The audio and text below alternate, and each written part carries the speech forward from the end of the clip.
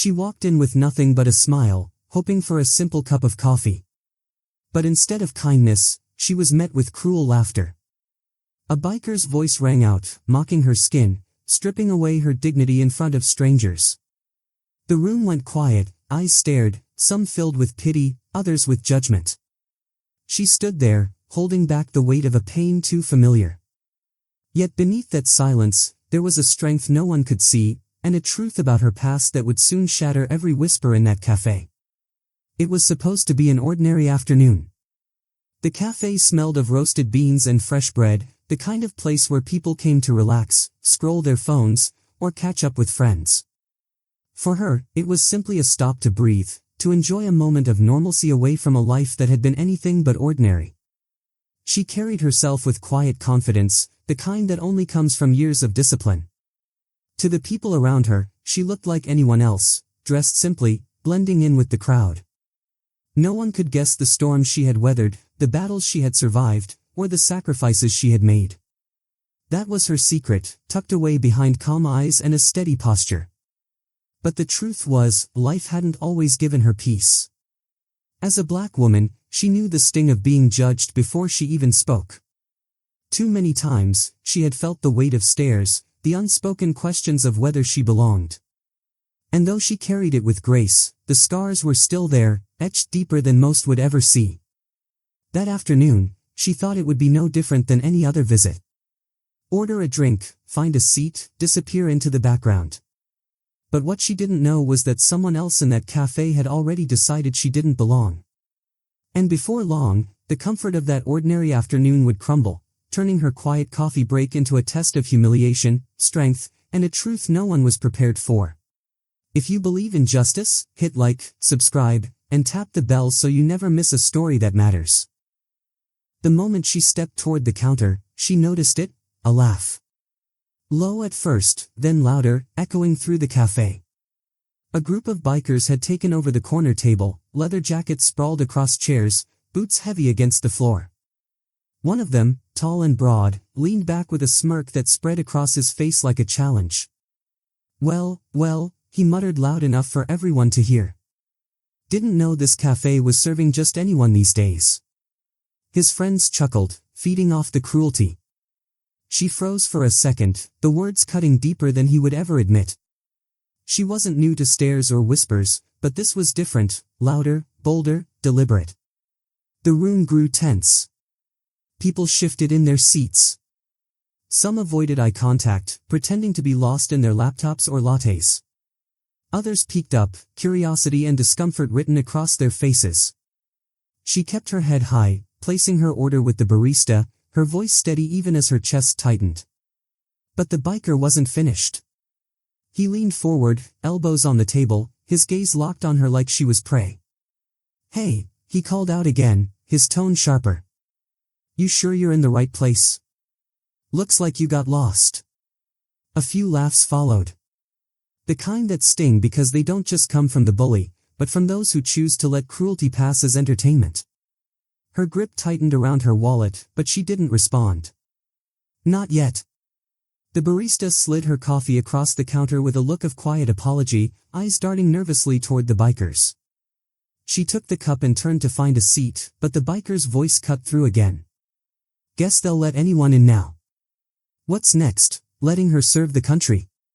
His words dripped with sarcasm, meant to degrade, to erase her dignity with every syllable. That line struck harder than the rest. Serve the country. If only he knew. If only he had any idea who he was mocking. Memories flashed through her mind, long nights of training, missions no one would ever read about, sacrifices her body still carried. She had done more for this country than most in that room could ever imagine. And yet here she was, being ridiculed in public as if she were nothing. Her heart pounded, but not with fear. With restraint. She had been trained for discipline, for control under pressure. She wouldn't lash out, not yet. But the tension in the cafe was climbing. People were watching now, sensing the hostility, waiting to see what she would do. She sipped her coffee slowly, eyes steady, refusing to give him the reaction he wanted. But deep inside, something was shifting. She had spent her life fighting battles unseen. And now, here in the middle of an ordinary cafe, another battle had found her. And this time, it wouldn't end the way the biker expected. The biker's words hung in the air like smoke, thick and choking. For a moment, no one moved. Then the whispers began, soft at first, but enough for her to hear. A woman near the window shook her head, muttering something under her breath. A man with a laptop glanced up, then quickly backed down, pretending to type faster. The room was alive with silent judgment, but none of it came to her defense. She lowered herself into a chair near the corner, trying to claim a sliver of peace. But the biker wasn't finished. He leaned back in his chair, arms folded, eyes locked on her like she was a challenge he couldn't resist. "Must be nice," he sneered, his voice carrying across the cafe. "Walking in here like you belong. Bet you don't even know the first thing about real work, or real sacrifice." Laughter followed, cruel, hollow, feeding his ego. His friends pounded the table, each word striking like a hammer. She didn't flinch. Not outwardly. But inside, the words pressed against memories she had kept buried, the grueling nights of training, the endless drills, the moments when her body nearly broke but her will never did. She knew sacrifice. She was sacrifice. And yet, to them, she was invisible. A barista wiped the counter nervously, glancing her way, then at the biker. No one dared intervene. It was easier to pretend nothing was happening, easier to let her carry the weight of it alone. Another customer cleared his throat, shifting uncomfortably. "Man, just leave her alone," he muttered under his breath. But the biker caught it. "Oh, look," the biker barked, grinning. "We got a hero in the room." His friends erupted in laughter, the sound bouncing off the walls. The man shrank back, shaking his head, unwilling to take it further. Her grip on her cup tightened. Every instinct told her to stay calm, to remember her training, to let discipline guide her. But she felt something stir deep inside, something stronger than restraint. She had been silent long enough. The biker leaned forward again, his voice dripping with venom. "You think you're tough? You don't belong here. People like you never do." The room went quiet again. All eyes shifted to her. This was no longer just about coffee. No longer about one man's ignorance. It had become a spectacle. A public test of her dignity, of her patience, of her very presence. She set the cup down slowly, deliberately. The cafe seemed to hold its breath. Everyone waited, unsure if she would shrink under the weight of humiliation, or finally let the truth inside her break free. She placed her coffee down with deliberate calm, the sound of the cup against the table louder than it should have been. Every eye was on her. The biker leaned back, smirking as if he had won, as if his words had successfully reduced her to silence. But then she stood. Slowly. Steadily. Her shoulders squared, her eyes unwavering as she looked straight at him. For the first time, the room went completely still. Even the clatter of dishes in the kitchen seemed to fade. Her voice cut through the silence, calm, firm, and impossible to ignore. "You talk about belonging. About sacrifice. About who deserves to sit in this room. But you don't know the first thing about sacrifice." The biker shifted slightly, his grin faltering, though he tried to mask it with another scoff. "I've worn a uniform you could never imagine," she continued, her words sharper now, each one slicing through the air. "I've trained harder than you've ever worked. I've served in places most people wouldn't survive a day. And while you sit here mocking me for the color of my skin, remember this, women like me, soldiers like me, are the reason you even have the freedom to sit in this cafe." The crowd froze. Gasps rippled through the room. Someone whispered, "She was in the military." Another voice followed, "No, she said Navy SEAL." The biker's smirk collapsed into disbelief. His friends shifted uncomfortably, suddenly unable to laugh. She leaned in slightly, her eyes locked on his. "So before you open your mouth about who belongs and who doesn't, think carefully. Because the truth is, men like you could never walk a mile in my boots."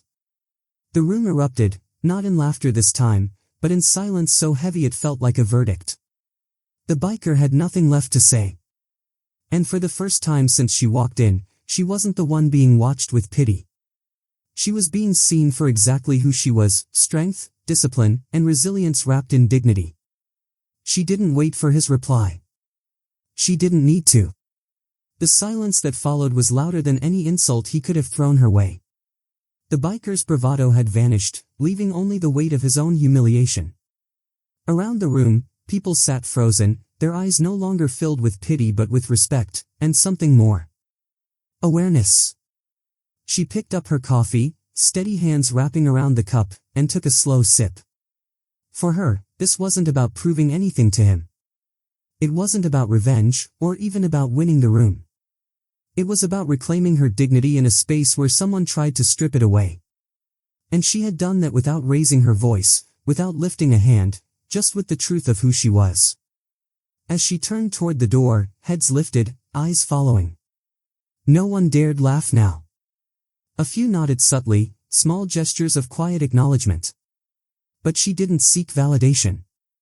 She didn't need it. Her worth had never been defined by strangers in a cafe. It was written in years of sacrifice, in discipline etched into her bones, in battles fought where few would ever dare to stand. The biker remained in his seat, shrinking under the weight of what he had just witnessed. And as she walked past him, she didn't spare him another glance. He was no longer worth her time. When the door swung open and the sunlight hit her face, she felt something stronger than anger, freedom.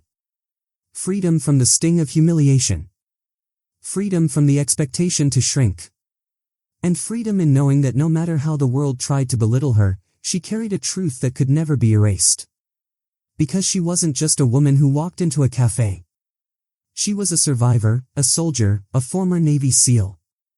And no insult, no stare, no laughter would ever take that away.